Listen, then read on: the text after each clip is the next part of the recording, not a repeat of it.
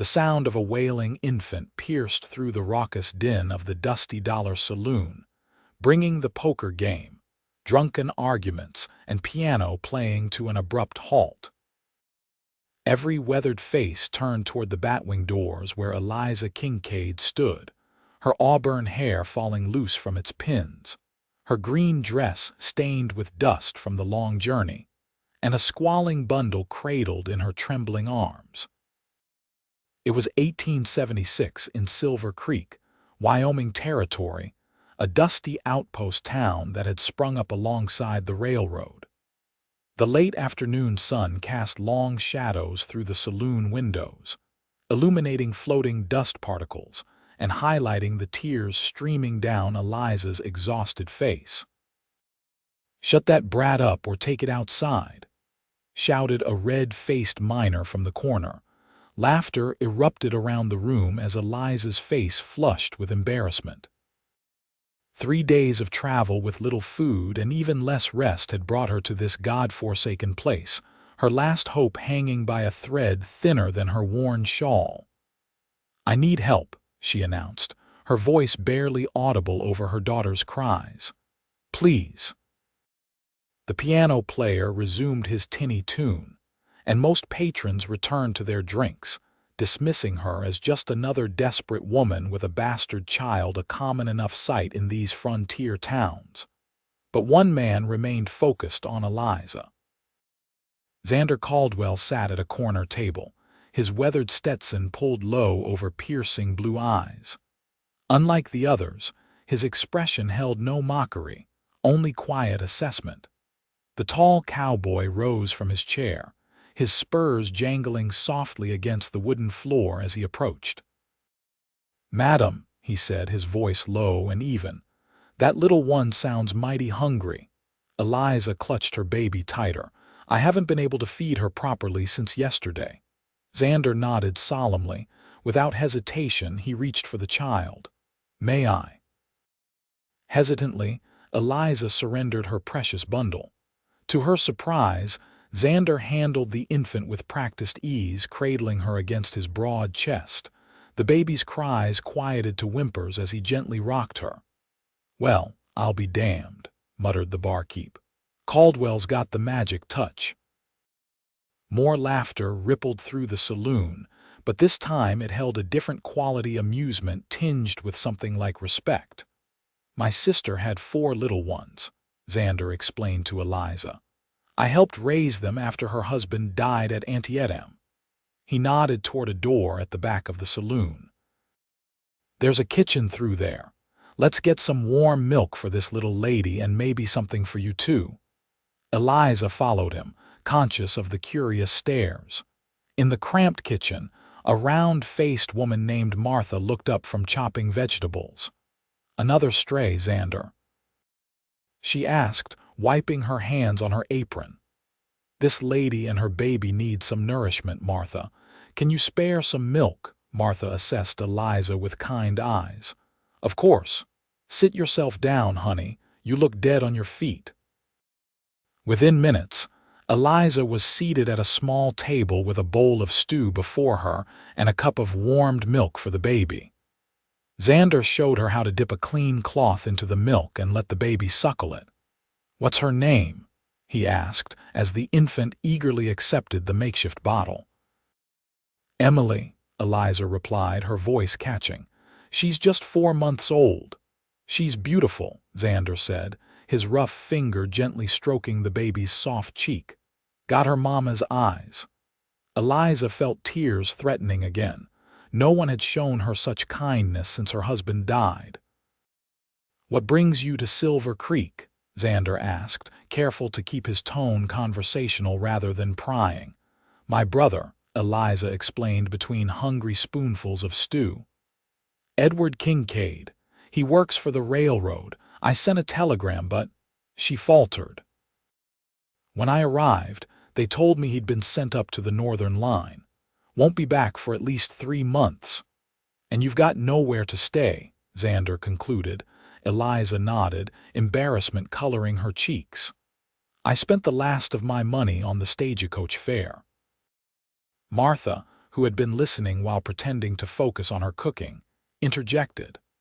"The boarding house is full up with railroad men, and no decent woman should stay at the hotel above the saloon." She exchanged a meaningful glance with Xander. The cowboy nodded slowly. "I've got a small place just outside town. Nothing fancy, but it's clean. There's a spare room you and Emily could use until you figure things out." Eliza stiffened. "I couldn't possibly. It's just an offer of shelter, madam," Xander said, understanding her concern. "I spend most nights out with the cattle anyway. You'd have your privacy." Martha nodded approvingly. "Xander Caldwell is the most honorable man in these parts. If he says you'll be safe, you will be." Eliza studied the cowboy who still held her daughter with such gentle care. Emily had fallen asleep in his arms, her tiny hand wrapped around his finger. What choice did she have? The alternatives were sleeping in the street or accepting charity from a stranger, a man whose kindness might come with expectations she couldn't fulfill. "Just until my brother returns," she said finally. "I'll work to earn my keep." Xander's smile transformed his weather-beaten face. "That's settled then. Finish your meal while I fetch my wagon." As he carefully transferred the sleeping Emily back to her mother's arms, their fingers brushed, and Eliza felt an unexpected jolt of warmth. She quickly attributed it to relief at finding sanctuary, nothing more. She couldn't afford to be wrong about another man's intentions. Not again. Xander's small place turned out to be a surprisingly well-built cabin situated on a modest but tidy homestead about 2 miles from town. A small barn housed his horses and a milk cow, while a chicken coop stood nearby. A creek bubbled along the property edge, with cottonwood trees providing welcome shade. "It's not much," he said as he helped Eliza down from the wagon, "but it keeps the rain out and the warmth in." Inside, the cabin was simple but meticulously maintained. A main room served as kitchen and living area, with a stone fireplace dominating one wall.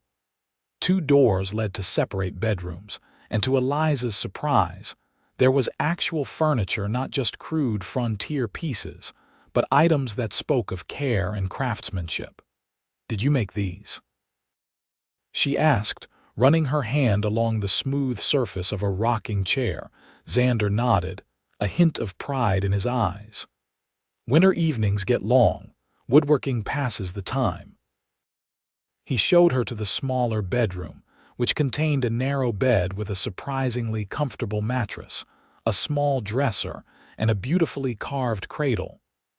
"My sister's youngest outgrew it last year," he explained when he saw Eliza's questioning look at the cradle. "I was keeping it for—" "Well, no particular reason, I suppose." That first night, after Xander had shown her where everything was kept and had gone to sleep in the barn as promised, Eliza sat in the rocking chair, nursing Emily and contemplating her situation. The cowboy's kindness seemed genuine, but experience had taught her that men's motivations were rarely simple. Her late husband, Richard, had seemed kind too, in the beginning. The son of her father's business partner in St. Louis, he had courted her with flowers and sweet words. The marriage had been considered advantageous by her family, especially after her father's shipping business began to falter. But Richard's true nature emerged after the wedding. His gambling debts mounted, his temper flared with increasing frequency, and when Eliza discovered she was expecting, his resentment only grew. He died in a bar fight when Emily was barely a month old, leaving Eliza with nothing but debts and a tarnished name. Her brother Edward, working on the expanding railroads out west, had been her only hope. Now, with him unavailable, she was dependent on a stranger's charity, a situation that made her deeply uncomfortable. "We won't impose for long," she whispered to her sleeping daughter. "Just until I can find work and make our own way."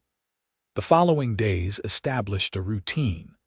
Xander rose before dawn to tend the livestock, then rode out to the small herd of cattle he managed on nearby grazing land. Eliza took over the household chores, grateful to have a purpose. She cleaned the already tidy cabin, gathered eggs, and prepared meals that were waiting when Xander returned in the evenings. Their conversations were initially awkward, but gradually eased into comfortable exchanges. Xander spoke little of his past, but Eliza gleaned that he had fought for the Union, had come west after the war, and had been slowly building his small ranch for the past 8 years. "Why Silver Creek?" she asked one evening as they sat on the porch, watching the sunset paint the distant mountains in hues of gold and purple. Emily lay contentedly on a blanket between them, gurgling at a wooden rattle Xander had carved for her. "Seemed as good a place as any," he replied, his eyes on the horizon. "The war took something out of me, needed space to fill it back up again." He glanced at her. "What about you? Before St. Louis, I mean." Eliza smiled faintly. "I grew up in Boston. My father was in shipping. We lived well until the Panic of '73. Everything changed after that." Xander nodded, understanding. Many lives had been upended by the economic collapse. "And now," he asked, "what do you want for yourself and Emily?" The question caught Eliza off guard. No one had asked what she wanted in a very long time. "Safety," she said finally. "A place where Emily can grow up without shame or want. Where I can hold my head up." "Honorable aims," Xander said softly. As weeks passed, Eliza began to see more of the man beneath Xander's quiet exterior. He was patient and methodical, whether mending fences or teaching a young horse to accept a saddle. He read voraciously. His small bookshelf held volumes of Shakespeare alongside practical guides to animal husbandry and carpentry. Most surprisingly, he had a rich singing voice, which he employed while working around the homestead, and which never failed to soothe Emily when she was fussy. For his part, Xander found himself increasingly drawn to Eliza's resilience. She never complained about the hard work of frontier life, approaching each task with determination. Her love for her daughter was fierce and protective, yet she was teaching Emily to be brave, holding her up to watch thunderstorms or introducing her to the farm animals with calm confidence. The first time Xander heard Eliza genuinely laugh, was when a chicken escaped her grasp and led her on a comical chase around the yard. The sound was so unexpected and joyful that he stopped repairing the wagon wheel just to listen. When their eyes met afterward, something unspoken passed between them, a recognition of shared happiness that both thrilled and terrified them. That evening, Xander announced he needed to ride into town for supplies. "Is there anything you need?" he asked. Eliza hesitated. "Some fabric if it's not too dear. I'd like to make Emily a new gown. She's growing so fast." Xander returned the next day with not only fabric but also thread, buttons, and a small silver rattle. "The storekeeper's wife thought Emily might like this," he said gruffly, clearly uncomfortable with the personal nature of the gift. "It's beautiful," Eliza said, genuinely touched, "but you shouldn't spend your money on us." "It's not charity," Xander replied, his eyes meeting hers steadily. "You've made this place a home again. That's worth something." The words hung between them, laden with meaning neither was ready to acknowledge. Their tentative peace was shattered a week later when Eliza ventured into town alone to send a telegram to her brother. Emily, strapped to her chest in a sling Xander had fashioned from soft leather, attracted admiring glances from the women they passed. As Eliza exited the telegraph office, a well-dressed man stepped into her path. Well, if it isn't Mrs. Richard Kincaid," he drawled, his smile not reaching his cold eyes. "Fancy meeting you here." Eliza felt the blood drain from her face. "Mr. Hargrove, what brings you to Wyoming territory? Business opportunities abound with the railroad expansion," James Hargrove replied smoothly. "But I must say, finding you is an unexpected bonus. Your husband's debts to me remain unsettled, my dear." "Richard's gambling debts died with him," Eliza said firmly, though her heart raced. "I owe you nothing." Hargrove's smile tightened. "I'm afraid the law disagrees." "I have papers signed by your husband offering you as collateral." "That's impossible," Eliza gasped, clutching Emily closer. "Richard was quite desperate toward the end," Hargrove said, his voice low. "Now I'm a reasonable man. There are ways you could work off the debt." "My establishment in Denver always needs attractive women." "I would rather die," Eliza hissed. "That can be arranged too," Hargrove replied casually, "but it would be a shame to orphan such a pretty child." Emily began to fuss, sensing her mother's distress. "I'll give you 3 days to consider my offer," Hargrove continued. "After that, I'll be forced to involve the authorities. Debt evasion is a serious crime."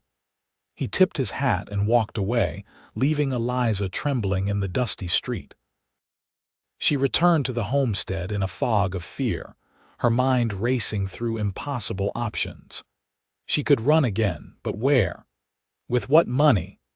And how far could she get with an infant before Hargrove found them? Xander immediately sensed something was wrong when he returned from the pastures. "What happened?" he asked, taking Emily from her arms as the baby reached for him with a happy gurgle. Eliza couldn't bear to tell him the full truth that her husband had essentially sold her to pay his gambling debts.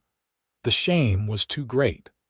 "Someone from my past recognized me," she said instead. "A man to whom Richard owed money. He's threatening to have me arrested for the debts." Xander's expression darkened. "Can he do that?" "I don't know," Eliza admitted. "But he's wealthy and connected. He could make trouble at the very least." "We'll figure it out," Xander said firmly. "No one's taking you or Emily anywhere you don't want to go." That night, unable to sleep, Eliza sat on the porch watching the stars. She heard Xander's footsteps before she saw him, his tall figure emerging from the shadows. "Couldn't sleep either?" he asked, settling beside her on the steps. Eliza shook her head. "I keep thinking about how to protect Emily." "Tell me about this man," Xander said. "The full truth, Eliza." Something in his voice, the absence of judgment, perhaps broke her resistance. The whole story poured out. Richard's spiraling gambling, his abuse, the mounting debts, and finally, Hargrove's claim that Richard had offered Eliza as payment. "I don't know if such a document would stand in court," she finished, "but Hargrove has friends in high places. And I have nothing, no money, no proof of Richard's misdeeds." Xander was silent for a long moment. When he spoke, his voice was quiet but firm. "There's one solution." Eliza looked at him questioningly. "Marry me," he said simply. Her heart seemed to stop. "What?" "As your husband, I would assume any debts, but I would also have the legal standing to challenge them," Xander explained, his practical tone belying the magnitude of his offer. "More importantly, as a married woman, you'd be under my protection by law. Hargrove couldn't touch you." "I can't ask that of you," Eliza protested. "You've already done so much. You're not asking, I'm offering." Xander turned to face her fully. "It wouldn't have to be. That is, we could keep things as they are, just a legal arrangement for protection." Eliza studied his face in the moonlight, seeing the sincerity there and something more, something he was carefully containing. "Why would you do this?" she whispered. Xander's gaze didn't waver. "Because in these months you've been here, this place has become a home again. Because Emily's laughter is the best sound I've heard in years. Because you deserve better than what life has handed you so far." He paused. "And because I care what happens to you both, more than I should, probably." The admission hung between them, honest and vulnerable. I need time to think, Eliza said finally. Xander nodded, rising to his feet. Take all the time you need. The offer stands. The next morning, Xander rode into town, returning with disturbing news. Hargrove had been making inquiries about Eliza, spreading rumors about her being a fugitive from justice. He's laying groundwork, Xander said grimly, creating a story that would justify taking you by force if necessary. Eliza felt the walls closing in. I should leave. Draw him away from here from you. And go where? Xander challenged. With what resources? He'd find you within days. I can't hide forever, no, Xander agreed, but you can fight. We can fight. He laid out his plan. They would marry immediately with the town's respected judge as witness. Then they would confront Hargrove together, with the law on their side. If his document even exists, we can challenge its validity, Xander explained. No court would uphold a contract that essentially sells a person. But your reputation being tied to me and my problems, my reputation can withstand a few whispers, Xander said with a hint of a smile. Folks around here already think I'm odd for living alone with my books. Despite her fears, Eliza found herself agreeing. That afternoon, they rode into Silver Creek with Emily, stopping first at the general store where Martha now worked. Well, it's about time, the older woman exclaimed when they explained their plans. I've been wondering how long it would take you two to see what's right in front of your noses. She insisted on lending Eliza a blue dress that was more fitting for a bride than that everyday calico, and pinned a small bunch of wildflowers to her hair. Martha also volunteered to hold Emily during the brief ceremony. Judge Wilson, a dignified man with white whiskers and kind eyes, performed the ceremony in his office. The vows were standard, but as Eliza looked up at Xander, repeating words about honor and cherishing, she realized they weren't empty promises. This man had already honored and cherished her and her daughter, asking nothing in return. When the judge pronounced them husband and wife, Xander's kiss was gentle and brief, respectful of their arrangement, but Eliza felt its warmth spread through her nonetheless. Their confrontation with Hargrove came sooner than expected. As they exited the judge's office, the gambler was crossing the street toward the hotel. "Ah, Mrs. Kincaid," he called, seemingly delighted. "I was just coming to find you. Have you considered my offer? It's Mrs. Caldwell now," Xander said, stepping forward, his hand firmly holding Eliza's. "And any business you had with my wife's former husband is concluded." Hargrove's smug expression faltered. "A hasty marriage won't void legal debts." "Produce your documentation, then," Judge Wilson said, having followed them outside. "I'd be most interested to review any contract that purports to offer a human being as collateral." Hargrove's eyes narrowed as he assessed the situation, the judge's presence, the small crowd gathering, Xander's resolute stance. "This isn't over," he muttered, but the threat sounded hollow. "Yes, it is," Xander replied evenly. "Return to Denver, Mr. Hargrove. There's nothing for you here." After a tense moment, Hargrove turned and walked away. Eliza released the breath she'd been holding, tears of relief threatening.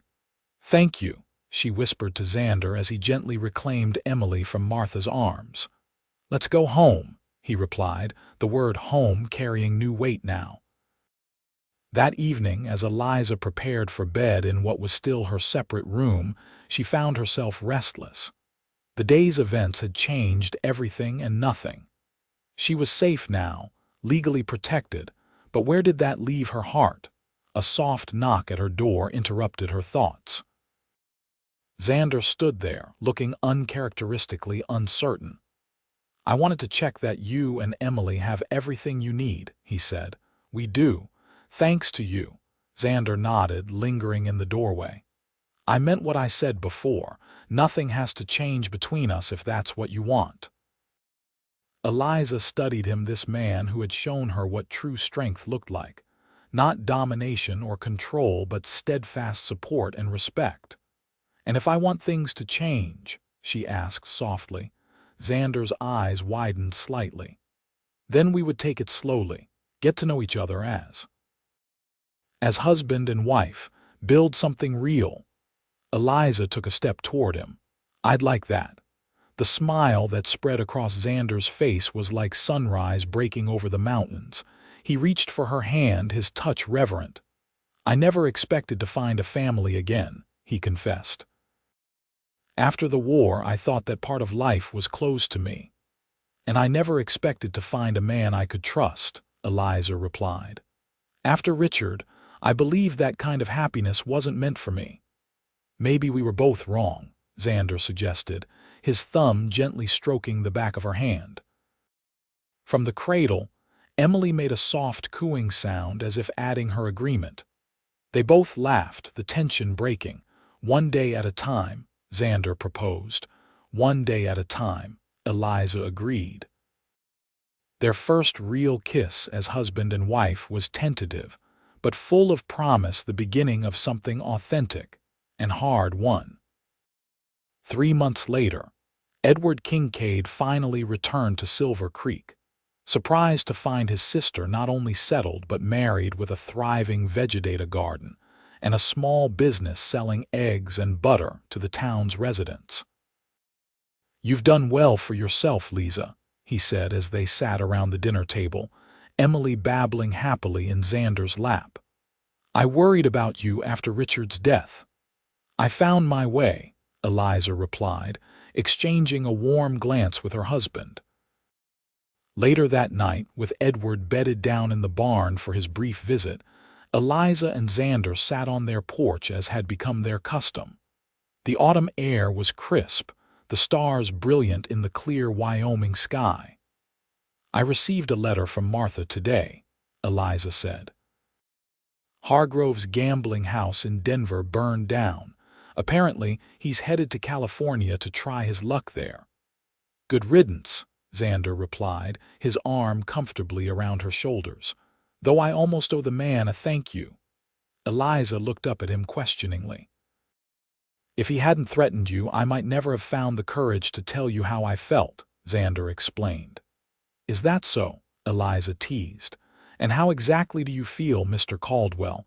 Xander turned to face her fully, his expression serious despite his smile. "I love you, Eliza. You and Emily both. More than I thought possible."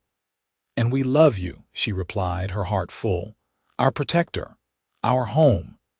Their kiss deepened under the vast western sky, no longer tentative but confident and passionate, the kiss of two people who had found in each other not just safety, but joy. 1 year to the day after Eliza had stumbled into the Dusty Dollar Saloon with a crying baby in her arms, the town of Silver Creek gathered to celebrate the christening of Joseph Edward Caldwell, born healthy and strong to Xander and Eliza. As they stood proudly before the traveling preacher, Xander cradling his son while 5-year-old Emily danced around them in her Sunday best, Eliza reflected on the journey that had brought them here. From desperate strangers to a family bound by choice and love, their story had unfolded in ways she could never have imagined. "He has your eyes," Xander whispered as little Joseph blinked up at them. "And your stubbornness," Eliza replied with a smile. "He refused to sleep until you sang to him last night." The gathering afterward was held at their expanded homestead, which now boasted a larger barn, additional grazing land, and a reputation for the finest horses in the territory. Xander's careful management and Eliza's shrewd business sense had transformed their modest beginning into a promising future. As the celebrations wound down and their guests departed, Xander found Eliza standing by the creek, watching the sunset paint the water gold. "Happy?" he asked, wrapping his arms around her from behind. "More than I dreamed possible," she answered truthfully. Emily's laughter rang out as she chased fireflies in the gathering dusk, while Joseph slept peacefully in his cradle on the porch. The scene was ordinary and miraculous all at once, a family carved out of hardship, a love born from kindness. "You ever think about that day?" Xander asked. "When you first came to town?" Eliza turned in his arms to face him. "Sometimes. I remember how everyone laughed when Emily cried." "Everyone except you." "I was too busy noticing her beautiful mother," Xander admitted. "Flatterer," Eliza chided, but her smile was radiant. "Just truthful," he corrected, brushing a strand of hair from her face. "That day changed everything for me. When I held Emily, something locked into place. I didn't know it then, but I was already falling in love with both of you." "It scared me how natural you looked with her," Eliza confessed. "How right it seemed. And now I know it was right," she said simply. "You were meant to be her father, our protector, my love." Their kiss was interrupted by Emily tugging at their clothes. "Papa, Mama, look what I caught." Xander lifted the little girl, who proudly displayed a jar with a glowing firefly inside. "That's quite a treasure, sweetheart. Can I keep it forever?" Emily asked. Eliza shook her head gently. "Some treasures aren't meant to be kept, darling. They're more beautiful when they're free." As they released the firefly together, watching it spiral upward into the darkening sky, Eliza felt profound gratitude for her own freedom from fear, from the past, from limitation. Here, in this wild and beautiful place, with this good and steadfast man, she had found not just safety but possibility. Later, with both children asleep and the house quiet, Eliza and Xander lay together in the darkness, their conversation soft and intimate.